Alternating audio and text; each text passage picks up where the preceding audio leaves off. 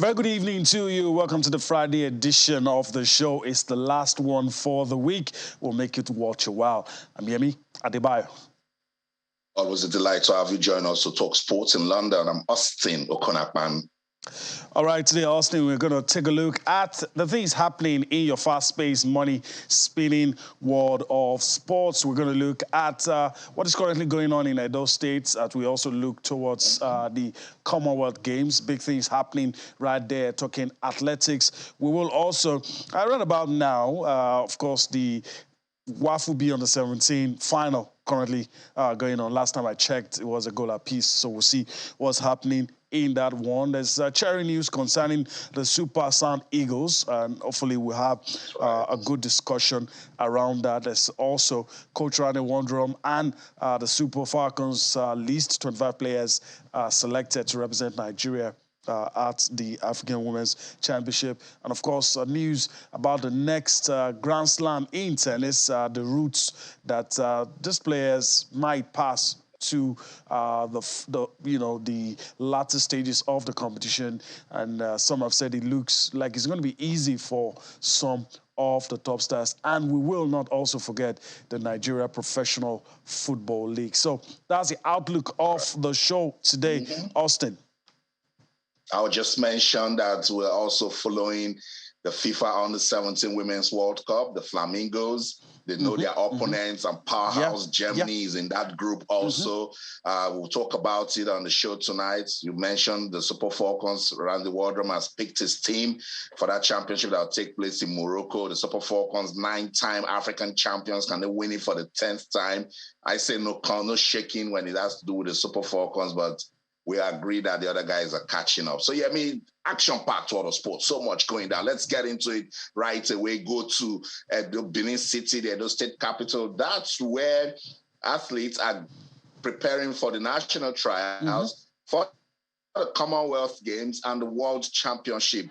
And we're beginning to see some, good timings coming out of this one. I love the consistency. Chukwuebuka Enekweche is showing that team right there. He went to the African Championship, broke the African record, won gold, and now he's keeping it going. Hopefully, he will come to Birmingham and win gold in the at the Commonwealth Games. So this is a good opportunity for us to still talk about these guys, and we know that Nigeria has got so much quality in athletics. Chukwuebuka Enekweche made it to the finals. I mean, remember the Tokyo Olympics? He did. Couldn't, get to the podium. But that's what we're talking about. He picked himself back up, and he's been, getting some good results right after the Tokyo Olympics. Let's go to Edo State. Listen to the Deputy Governor, Philip Shaibu. He loves sports, and he's been speaking as regards these preparations for the Commonwealth Games and the World Championships. Our athletes are fit. That is what is most important. I can see fitness in them, and I can see that they've been training. And some of them are already winning laurels, and they're already beating time.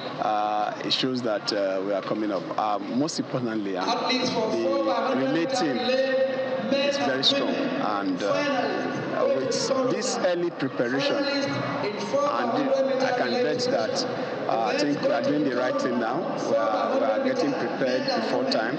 We are not rushing, and that I can see that it will help us. I think what has been the problem is this mentality of dime minutes, late preparation. But with what I'm saying now, after these trials and with the program I've been told that they will embark on, I can confidently say that will be better in the Commonwealth than what we did in the Olympics. My joy is that when we started when we started rebuilding facilities in Edo, the question they were asking is that I hope you people will be able to maintain. I hope you will be able to maintain. This is the third year. The facility is still brand new. Everything is still functioning. Everything is still in place. And I was sharing with some of them just now as they were training those short puts, and it was landing on those guys like you are hitting my. It was like you are hitting my heart. You are destroying this grass. But the good news is that we have put everything in place after this game. In another 2 weeks, that particular area they they'll dig it out and transplant. So we have nursery. So we are prepared, and by the grace of God, with the system we have put in place, this facility will be here for a long, long time. And you can see that our Mondo Tartan track is the best as we speak in West Africa. We only have 2 of this in Africa, one in Egypt and one here. And even the international athletes, they are telling us that they are enjoying this track. And I can bet you that new records will be set on this track in these trials.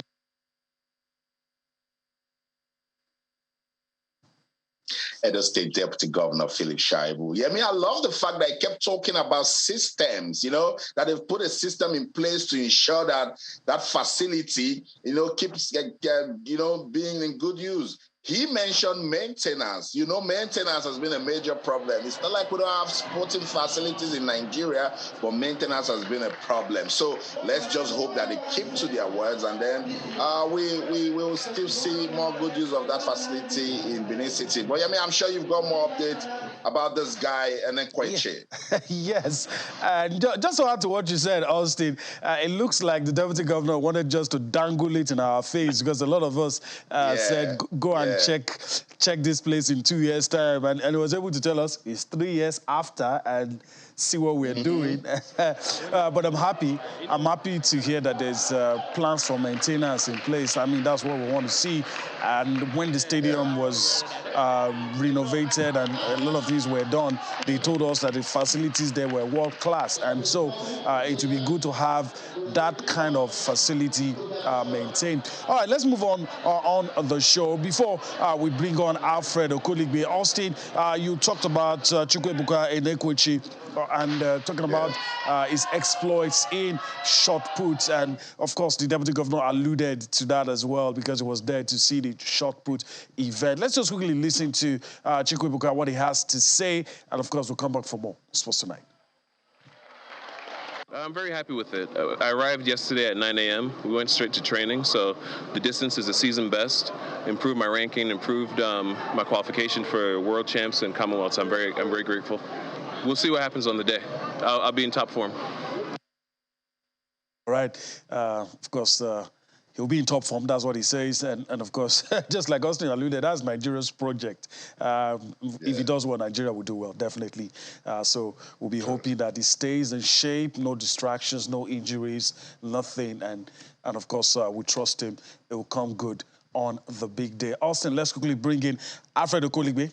He's ready to join us, and of course, let's get his thoughts as well with regards what's currently going on in world of sports in Nigeria. Greetings to you, Alfred. Thanks for finding out time to be with us on the show tonight. A very good evening to you, Yemi. Good evening, Austin. Excited to be here. I'm really delighted to have to be on the show today. Yeah. And it is exciting, the news coming from Benin, as it were, where the Commonwealth Games and the World Championships in Oregon trials is happening. And it's been a while. Top athletes come back and you have an event like this. Yes, COVID may have taken its toll on sports generally. But it's nice to see that these athletes are recognizing the fact that, hey, whatever you want to do, charity, they say, begins at home. And it's exciting for me. I'm sure that athletics buffs and fans in Benin will be having a great time. Definitely, they will be having a great time. Of course, even looking at the pictures, we are having a great time seeing some of the performances that we've been able to see in the few days that this has started. Let's also continue in that line. Nigeria's #1 long-distance runner, Ismail Sajo, says he is not happy despite winning with his winning time of 31 minutes, 28 seconds at the 2022 Nigeria Athletics Championship. That's an irony. Somebody's winning, but yet not happy. Sajo, who won the first event of the 3-day championship, called on the Athletics Federation of Nigeria, that's the AFN, to do more for long-distance running in the country.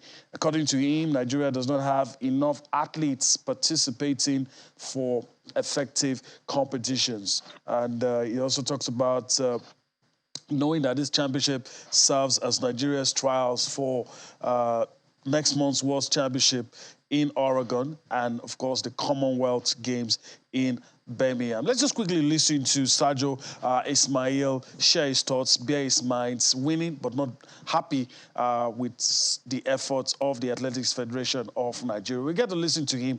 We'll come back for more on Sports Tonight. I'm not happy because of the performance.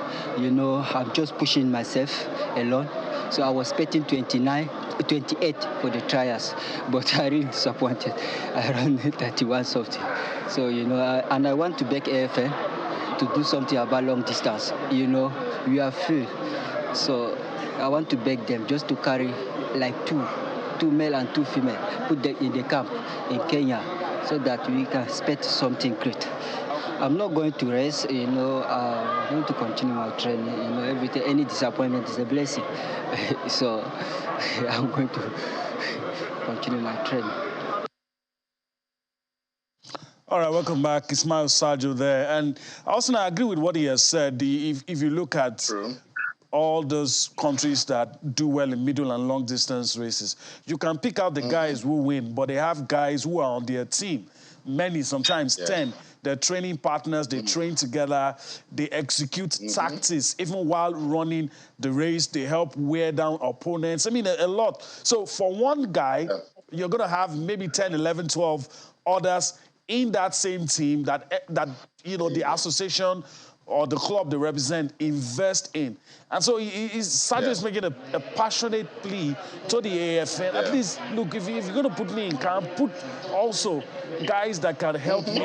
Like he was inferring there, probably if the field was stronger, he probably would have done 29. That's what he meant. If there were people to push him, he probably would have done more. And I agree with him.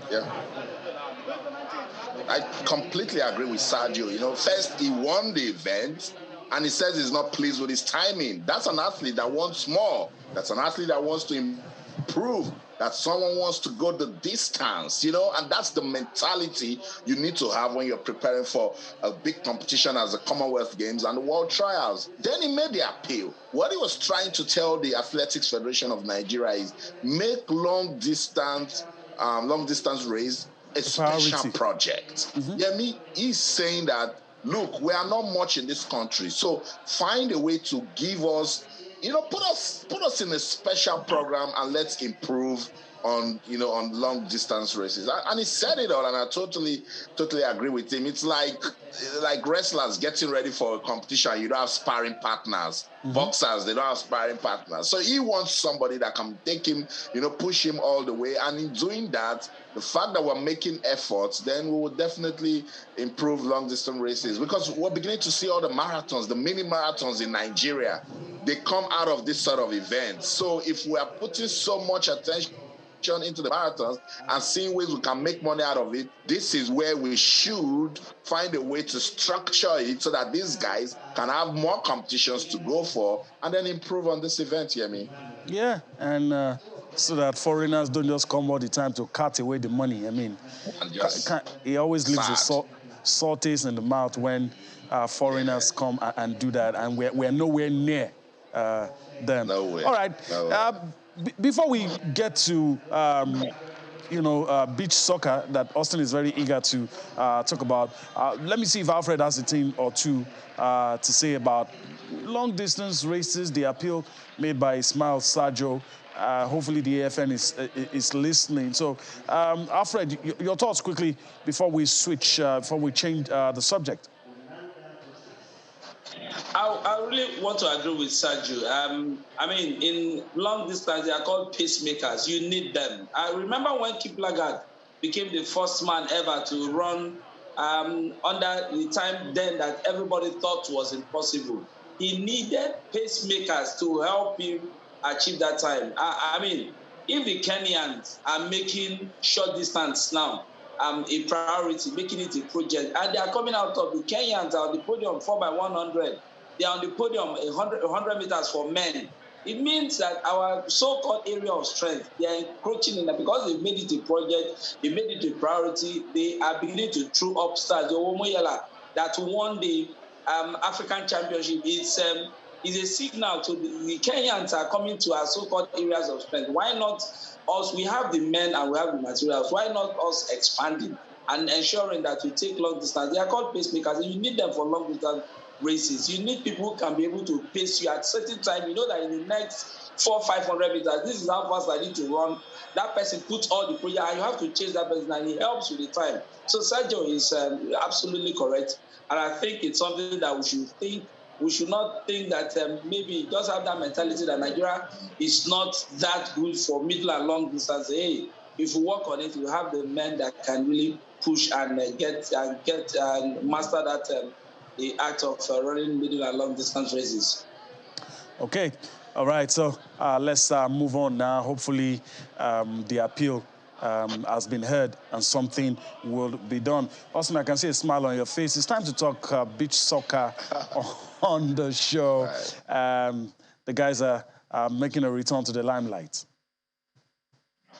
And I love it, because we've said that, look, any way, anyhow we can tap into the opportunities of sports in this country, in Nigeria, then we must take it. And beach soccer, we kept talking about this, that it's not everybody that can play on grass. So if they can't play on grass, bring them to the beach. But it was struggling because most of the guys were playing on the beach, where guys were playing on grass. So we were pushing the NFF. But sadly, because of some things that were happening at the time as regards development, the NFF put a pause on beach soccer in Nigeria. They missed out of the last Beach Soccer Africa Championship, but now they're making a return. The draw was made today, Yemi. So it'll be good if we can get veteran Aziz to join us on the program, because he has been there, done that as regards everything beach soccer. But let's just run through the draw that was done today as regards the Beach Soccer Africa Cup of Nations qualifier. Seychelles will take on Madagascar. Comoros will take on Uganda. Malawi will take on Tanzania. And Libya will take on Nigeria. 14 teams are in the qualifying phase for the Beach Soccer Africa Cup of Nations that will take place from the 21st to the 30th of October 2022. So it's Nigeria, Libya. Alfred, that shouldn't bother us if you take a look at what we've done with beach soccer in Africa. Cote d'Ivoire, another strong beach soccer playing nation, will take on Morocco, that is also not doing badly. Cameroon will take on powerhouse Senegal, while Ghana will take on Egypt. Alfred, no worries. Nigeria easily can get out of this one and qualify for the Africa Cup of Nations. Well, I think given where we found ourselves, taking time off from the sport because all the while that we've stayed out of soccer on the continent, I've not seen any developmental projects. Yes, something is happening with the Kebbi project, happening with the Kaduna project. Apart from that, nothing on a national scale. We used to have Copa Lagos, which of course provided platform for beach soccer players to not only show their skill, but also hone their skills, because some of them coming from the regular football, and it takes them time. The likes of Abu Aziz, Okeme and others took time before they were able to master how to play on the beach. The Libyans, we know what Libya will bring to the table. They are no pushovers in African football. If you look at the last season continental football, you understand why. They had teams playing the group stages of continental competition. They have teams going far in Chan. They're doing very well, and so we just can't dismiss them with the wave of the hand. Our boys should be able to raise their game and see what they can for this. But we've been out for a while now, so maybe rustiness would have set in. Yeah, that's what we're talking about. That at the time they had that break, want to see some structure, some programs that when you're coming back, the countries that are doing so well will fear that Nigeria took a break, gets well. But I don't doubt the quality of the Super Sand Eagles. They go out there and give their best individually. Some of the names you mentioned, Abu Aziz or Kemini, they've done their bit to promote beach soccer. So we'll wait for the qualifiers to begin. It will take place in Mozambique. Senegal are the defending champions of the Beach Soccer Africa Cup of Nations. Let's see if Nigeria can do something special when they qualify for the championship that will take place in Mozambique. Sports Tonight on Channels Television. Let's go on this quick break. When we come back, hopefully the guest we expect you to talk about beach soccer will join us. If he doesn't, the show will go on. So don't go anywhere. Stay. Welcome back, Sports Tonight on Channels Television. We're having fun talking sports and we want you to be part of the fun. You can talk to us as regards everything that we've been talking about in the first half of the show. On Twitter, we are channels_sports. Let's have some fun, talk about the development of beach soccer in Nigeria. And of course, what you think about Nigeria preparing for the Commonwealth Games and the World Championships that will take place in Oregon. All is happening this year. The Commonwealth Games will take place from July the 28th of July, right in the United Kingdom, Birmingham to be precise. Top athletes that will represent Nigeria are already, taking part in the trials right there in Benin City, the Edo State capital. So let's hear from you. On Twitter with channels_sports, Facebook with channels-sports, everything sports. Let's talk about it tonight on the program. It's 8 more days to go to the Africa Women's Cup of Nations. The Super Falcons, they're untouchable when you talk about that competition. That competition has been done 11 times. Super Falcons won the title 9 times. That should make you shiver when you talk about the Super Falcons. Coach Randy Waldrum has named his final squad for the competition that will take place in Morocco. Nigeria's opening game is against the Bayana of South Africa. So that one got everyone talking because South Africa, they've been doing their bit to develop women's football. Alfred, after seeing the list that Coach Randy Waldrum released, you football pundits, no list is good enough. We'll find a way to talk about this player that should have been there or one player that was included that shouldn't be there. So what got you talking when you saw the list? Well, for me, the assignment is very clear. I usually talking about players for the national team. Mine is only one man calls the shots in all of this, and that's the chief coach. Waldrum has named the squad. He will live and die by his decision. I mean, whoever he picks in that squad should be able to deliver. Nigeria, like you mentioned, Nigeria has won 9 of the 11 titles and we expect to win all the time. It's not for nothing that we are rated the number 1 team on the continent. Our girls play in some of the biggest clubs around the world. We have them in number, in funds, big clubs, they play there, and they travel a lot. And the local league lately have been showing up, out young stars, but the Super Eagles syndrome seems to have caught up with the Super Falcons too. Now we expect them to go out there, play for top clubs, then get them invited to the Super Falcons. Vivian Chukwuemeka, a case in point. And when she was in Rivers Angels, okay, just one opportunity. She's abroad now, member of the Super Falcons. So it's something that whatever Coach Randy does now, we've seen other coaches, the likes of Coach Ukeria, other coaches have passed through, Ismail Amabo. We've had great coaches tutor the Super Falcons that they've won titles. So we don't expect this one to be different. Yes, we expect the threat for the likes of South Africa. We saw what they did at the Aisha Buhari Cup. For some of us, it was a big learning curve for us. And I hope remember, not just South Africa, Morocco also doing so well. Mm-hmm.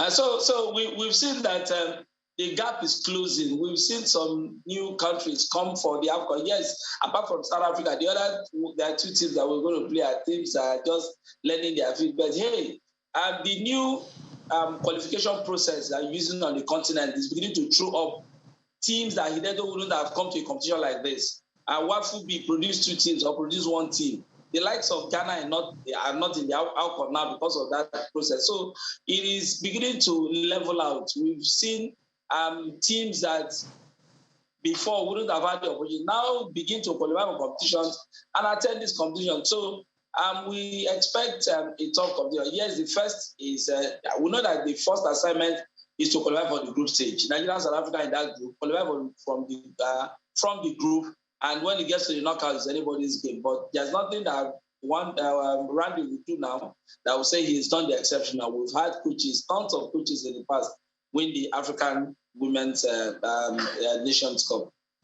All right. I guess the only yardstick that could be different is when we see how we play. And I do agree with Alfred that, I mean, if you win the AFCON, I mean, a lot of people have done it in time past. So then maybe how we play, then how we fare against the superpowers in female football globally, maybe that will be the litmus test for the new coach. But let's quickly run through the list. Alfred has said it.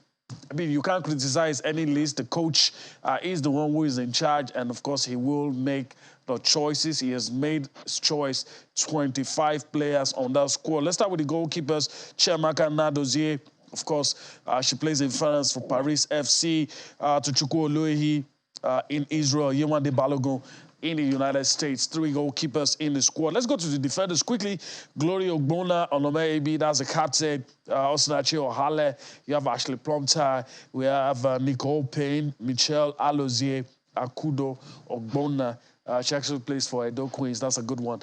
She's in that squad. Let's go to the midfield, the engine room of any squad.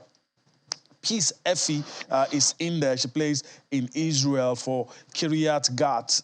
We also have Alimatu Aide in the squad. Tony Payne, she plays in Spain. Regina Otu, you have Christy Ucheibe, Rashidat Ajibade, Rita Chikwelu, Ngozi Okobi, Ogode in that squad as well. Francisca Odega, when we come to the forwards, you have Vivian Ikichuku, Chinoyere McLeans, Ifeoma Onumonu, Uchenna Kanu, Azizat Oshola, and of course, Gift Monday. There's so much talked about Gift Monday of Bielsa Queens also making that squad. All right, let me quickly come to you, Alfred, before we leave the little matter of the Super Falcons. It appears nobody is setting any target because you can't really set target. At this tournament, we've won it so many times. But even without setting targets, what is the kind of performance that you would call abysmal? What is the kind of performance that you would say, no matter what, this is unacceptable? Well, first, not playing in the finals. We expect to get to the finals. This is the African Women's in whatever circumstances. In whether you play well or not, but seriously now, we expect a more matured performance. The reason why the Nigerian Football Federation made changes, managerial changes, was because we wanted somebody who can, make the Super Falcons play better. And that's where Randy Waldrum came in, and he's been able to infuse a lot of foreign-based players into the national. So we expect that the national team plays very well. The last competition that the South Africans really prepared us. And if you look at what the South Africans are able to do in terms of preparations, hyping, they know that they are focused. And I was listening to them, and preparing for this competition. They said they've come close a number of times, and the only obstacles have been the Super Falcons of Nigeria. We can't have. Okay, it does appear that we've lost Alfred there. All right, but I'm very sure Alfred will come. Yeah, also you want to say something? Contrary to what you and Alfred are talking about, as regards maybe because of the successes that the Super Falcons they've achieved, we're forgetting that sometimes to keep that momentum going is difficult. And we've seen cases where, women's football, they want so much. And you and I, we've always agreed that if you do 2 for the men, you must do 4 for the women. Mm-hmm. And a lot of things have been taking this team backwards. But when Coach Randy Waldrum came, he said, first thing first, he must change the mentality that we are some superpower team, particularly that we did not qualify for the last Olympics. Remember, everyone is already forgetting that so quick that this same Super Falcons everyone is saying is this and that, failed to qualify. So it means there's still a lot of work to be done. And you've got some players in this team that sometimes, I don't know if it's ego or maybe because they've played with themselves too much and they are beginning to lose that team spirit and bonding that is necessary. We know what was being told about Asisat Oshoala and Onome AB. But all of those distractions is what we need to take away to be a team that when you're preparing for a competition such as this, where you are the team to beat, you know you need all the focus that you need to get. So with this championship, if you want to go by the records, yes, there's nothing to worry about. But if you want to go by what is needed as proper team ingredients to go on to win a competition, then there's still a lot of work to be done with the Super Falcons. Don't also forget some players are just joining the team, like Ashley Plumter. She's just joining the team. She's trying to know the team, but the good thing is she picked it right away when she got into the team, which is a fantastic addition to the Super Falcons. So for me, I want to see quality play. You want to see the sort of play that you say, man, this Super Falcons team, they have really shown that they've learned from their lessons, that they are the team to beat. And sometimes the momentum you build from this sort of competition is what you take, because that's what will give the media stories to talk about. So let's just wish them all the best. But I know they understand the growth South Africa has made with their women's football, that Morocco is making with their female football. Cameroon, if Ghana wasn't in the same qualifier as Nigeria, you know Ghana would have been here too. So that's a testament that women's football in Africa is developing, and the Super Falcons, there are big reasons why countries are beginning to sit up. Yeah, I allowed you land, but I'm going to say this. I'm going to reiterate. There is a kind of performance that will still be termed as unacceptable. In spite of everything that you have said, which I agree with, there is for a 9-time champion, there is a kind of performance. It shouldn't happen. If it happens, you would say this is unacceptable. But then again, all the best to the Super Falcons of Nigeria. Hopefully they'll do us. Did you not expect your Super Eagles to qualify for the World Cup? No, that's a different. That's a different case. The ladies are always reliable. All right, let's move on the show. Let's talk about. We're still talking about the ladies now. Let's talk about the FIFA Under-17 Women's World Cup. Austin talked about it earlier, and let's just quickly the draw has been done today. So let's, of course, our hearts and minds with Nigeria's Flamingos in Group B. But let's start with Group A. Let's look at the teams in Group A. We go to Group B, Group C, and Group D. And there it is on your screen. You have India, United States, Morocco, and Brazil. In Group B, just looking at this, already looking tough. Germany, Nigeria, Chile, and New Zealand in Group B. In Group C, you have Spain, Colombia, Mexico, and China. And in Group D, you have Japan, Tanzania, Canada, and France, the makeup of the 16 teams in the FIFA Under-17 Women's World Cup. Alfred is back with us. Alfred, your thoughts on this one? It's Under-17. You can't really talk about pedigree because every time is a new team. But then again, you still expect Nigeria to get out of this group. You know, so yeah, Alfred, I was saying, okay, yeah, just before Alfred Austin, yeah. Yeah, because I think Alfred's trying to get to refresh. So with the Flamingos, I totally agree that at this level, it's not about pedigree. You can't jump up and say, oh, because don't look at names. Don't look at names. These are young girls who are just trying to, express themselves with football. And we've seen it with this Flamingos team. It's the passion is raw, the talent is raw. The girls were dominant all through the qualifiers. That should make you respect them to an extent. I love what the NFF seem to be doing with the age grade teams, and we just hope that they keep it going. The coach is also someone who we know so well and is learning match after match. Coach Olowokere Bankole, let me let you know, in case you don't, was part of the Channel Kids Cup in 2014.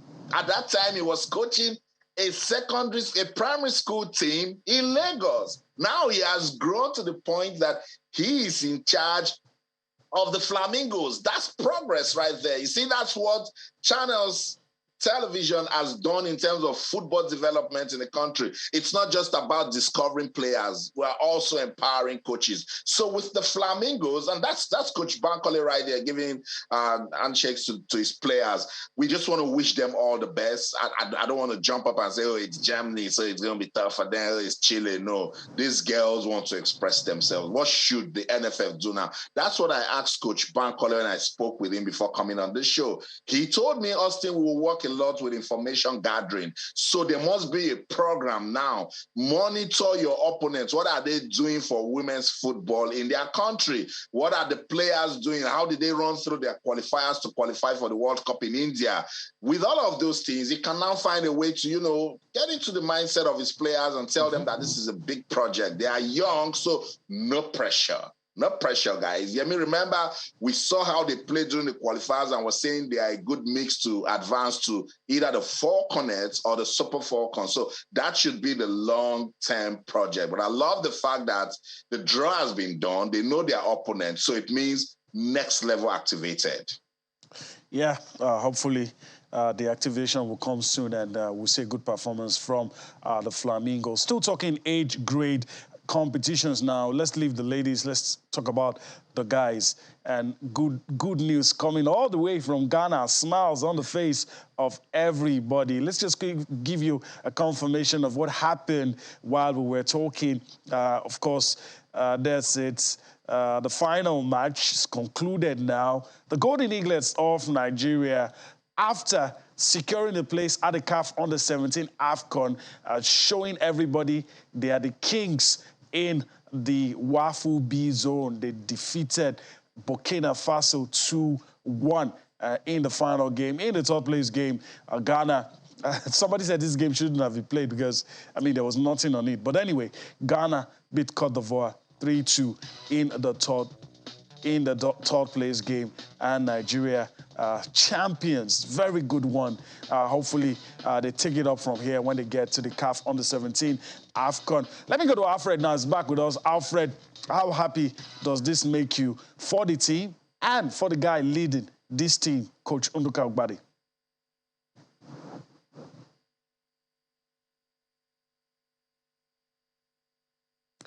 Okay, it does appear that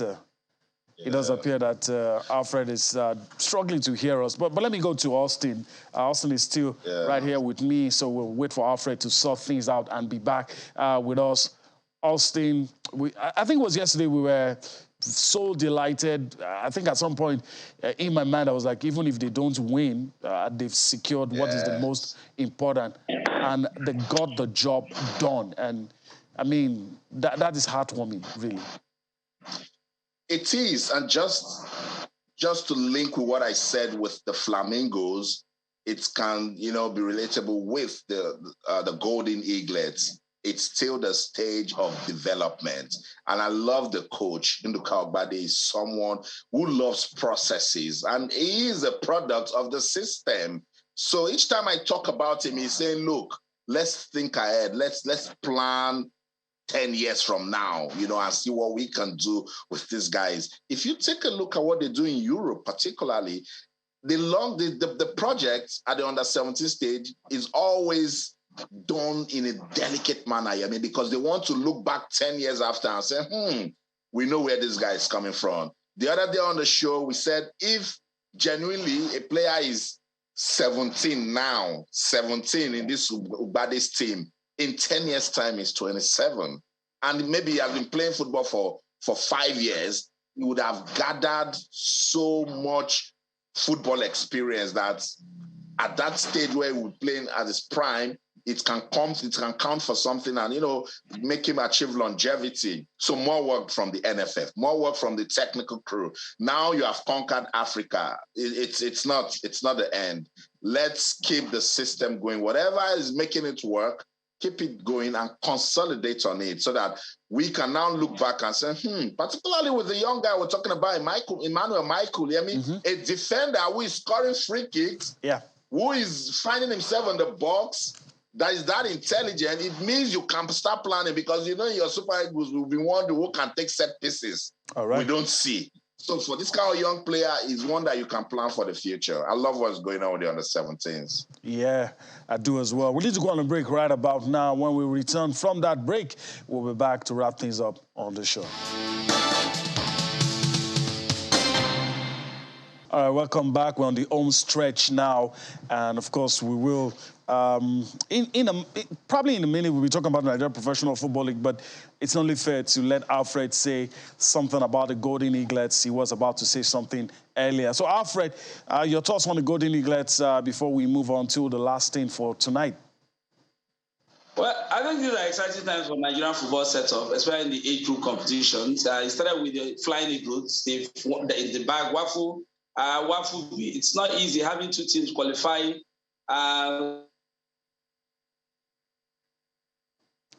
Okay, all right. It does appear. It happens. So we're going to try to sort that out. Let's move on the show. I guess we're going to be able to just do the Nigeria Professional Football League and probably wrap things up from there. So let me just quickly take a look at match day 35 of the Nigeria Professional Football League, and we'll get the guys to talk about it. I'm very sure it's going to come up on your screen. Some have said, let's just crown Rivers United, but there's a little matter of mathematics involved, so you have to be careful about the mathematics. So Aqua United will be up against Plateau United. If Plateau loses, then it's all over, even without the other side playing. So Niger Tornadoes up against Kwara United on Saturday. So we might even have a winner on Saturday the moment Plateau United does not win. So it's all over. So let's go to the next day when matches with the Aba Elephants, Sayimba will take on Heartland, Gombe United will take on Wiki Torres, Kano Pillars will take on Enugu Rangers, Casina United will take on Remo Stars. And of course, you look at Lobby Stars taking on Dakada FC, Nasra United taking on Rivers United, Shooting Stars will be up against Abia Warriors, Sunshine Stars will be up against MFM Football Club. And so these are the matches on match day 35 in the Nigeria Professional Football League. Also, let me come to you. I know there's a lot to talk about. We've not really had time to talk about the Kano Pillars situation. Maybe some other time. But if you want to look at your crystal ball, what are the things you think will happen tomorrow? I'm saying if Plateau United does not win, no matter what happens in the Rivers United game, it's curtains. And you know something in me saying that they will not win Aqua United. You know, I don't know. so Rivers United will be looking to us that and say Aqua United get it done for us. Aqua United defending champions. When they look at where they are on the table, they know they need to win that game against Plateau. But Plateau will try to hold this title race for as long as they can, you know, because as you said, if they lose, it's game over.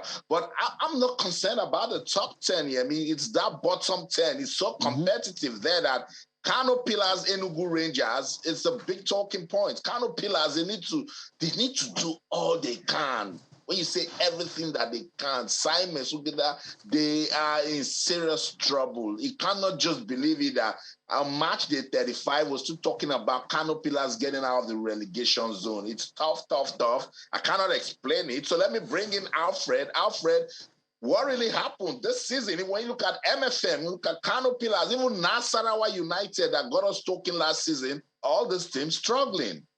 Of course, we expect that in Nigeria, the moment you any little achievement, players will move.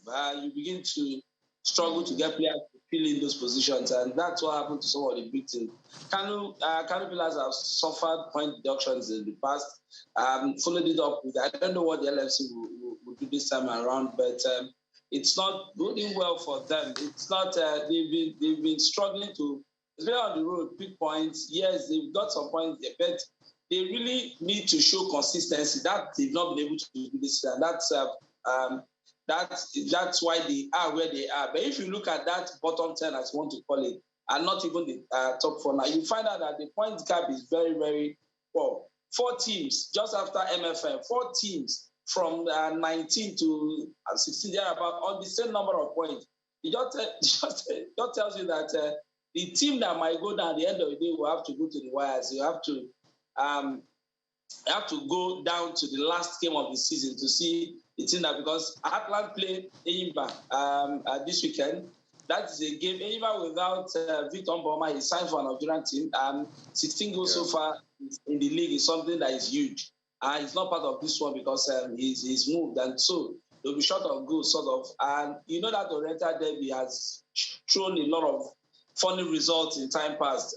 And the struggling Heartland, a team that is, they know that their life depends on it. They fought better in the second part of the season than they did in the first part. So they might be looking at getting something from about a distance of a journey of about an hour from one city to the other. So you expect the fans to make the trip.